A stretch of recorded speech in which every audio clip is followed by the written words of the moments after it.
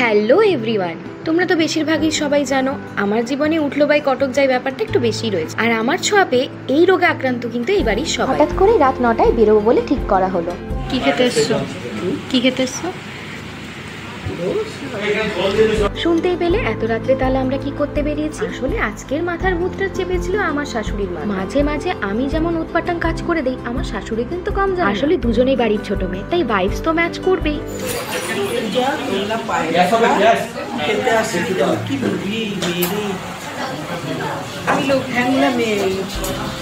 আচ্ছা, এবারে যেটার জন্য আসা সেটা কিন্তু চলেই এসছে। মা এবারে ট্রাই করে নিল, মায়ের কিন্তু বেশ ভালোই লেগেছে ধোসাটা খেতে। পাগলামিগুলো দেখছো, মা কিন্তু এরম পাগলামি করেই থাকে। আমাদেরও অর্ডার করা ধোসা কিন্তু এসে হাজির। চলো এবারে তাহলে খেয়ে নেওয়া যাক। আচ্ছা, এবারে বলি আমরা খেতে গেছিলাম ধোসা সোদপুরের স্যাফরন। আর প্রপার লোকেশনের জন্য আমাকে কমেন্ট করো, আমি কমেন্টে দিয়ে দেবো। আমরা তিনজনেই অর্ডার করেছিলাম মশলা ধোসা।